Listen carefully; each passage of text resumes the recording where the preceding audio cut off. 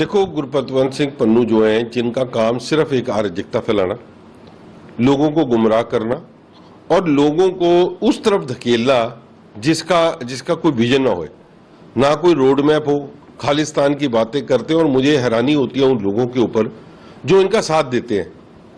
आज जिस वक्त पूरा हिंदुस्तान नहीं, पूरी दुनिया गुरु तेग बहादुर साहब की शहादत के दिन मनाने जा रही है, जहां पर उनके 350 साल शहादत का पूर्व बनाने की बातें हो रही हैं, वहां पर वो गुरु तेग बहादुर साहब के बताए हुए रास्ते से अलग हटा के लोगों को मंदिरों के ऊपर हमले की बात कर रहे हैं।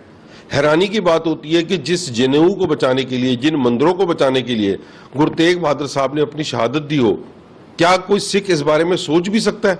और ये कह रहे हैं कि मैं राम मंदिर के ऊपर हमला करूंगा। आज राम मंदिर के ऊपर हमला होगा, कल किसी गुरुद्वारे के ऊपर हमला होगा, परसों किसी मस्जिद के ऊपर हमला होगा। क्या हमें गुरु साहब ने ये शिक्षा दी है?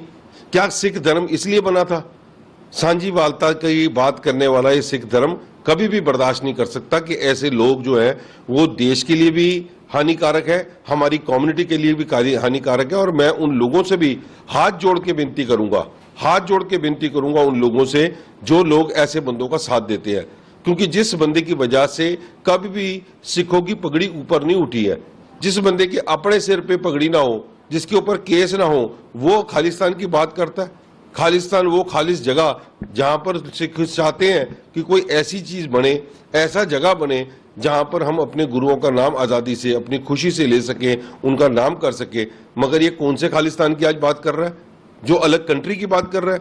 और कहां बनाना चाहते हैं आप? अमेरिका कनाडा में बैठ के। और खराब किसको कर रहा है? हिंदुस्तान में बैठे लोगों को। सो मैं उन लोगों को विनती करूंगा कि ऐसे बंदों की बातों में मत आए। और जो बंदा किसी भी मंदिर पे, किसी भी गुरुद्वारे पे, किसी भी मस्जिद पे हमले की बात करेगा, किसी गिरजाघर के ऊपर हमले की बात करेगा, सिख उसको कभी बर्दाश्त नहीं करता और सिख इसकी कड़े शब्दों में निखेधी करता है। जिक्र करा, साथ ही ये भी कहा कि उन्होंने सिखों से अपील की कि मंदिरों के नाम जो है। देखो, सिर्फ मैंने अभी बात की है, शुरू की है कि सिर्फ अराजकता फैलाना, न्यूसेंस क्रिएट करना इस आदमी का मोटिव है। और इस बंदे को इतना पता होना चाहिए कि जिस कम्युनिटी को आगे करके तू ये अपनी ढाल बना के चल रहा है, वो कम्युनिटी कभी इन चीजों के ऊपर नहीं जा सकती कि किसी धार्मिक स्थानों के ऊपर हमले की बात करे। तुम्हारी लड़ाई अगर किसी के साथ है तो आके लड़ो, आपको कौन मना कर रहा है? अगर आपने कोई रोड मैप बनाया अपना खालिस्तान बनाने का, तो आके यहाँ पर बात करो, लोगों से बात करो, लोगों से पूछो तो सही तुम चाहते हैं कि नहीं चाहते। वहां बैठ के लोगों को फंडिंग करके, नौजवान बच्चे जो काम नहीं कर पा रहे हैं उनको लालच देके और ये लोभ लुभाव देके उनको इस्तेमाल करके देश का माहौल मत खराब करो। तुमने तो इस देश में रहना नहीं है। जो लोग इस देश में रह रहे हैं, जो लोग इस देश की भावना पे, इस देश की जो संस्कृति है, इस देश का जो भाईचारा है, उसके ऊपर विश्वास रखते हैं, उन लोगों ने कभी भी ऐसे बंदों को साथ ना दिया है, ना कोई देगा। मैं इसकी खाली निंदा नहीं, घोर निंदा करता हूं इस बंदे की और इस बंदे के दिए हुए इस बयान की।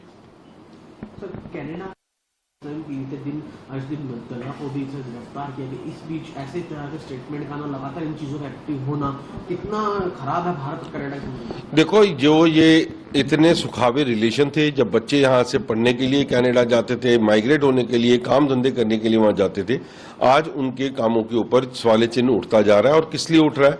कि जो ट्रूडो साहब ने बयान दिया, और उनका बयान भी सिर्फ अपनी राजनीति को चमकाने के लिए, क्योंकि वहां इलेक्शंस हैं, उन्होंने जिस तरीके से प्रो खालिस्तानियों की बात की और इस देश के ऊपर इल्जाम लगाया।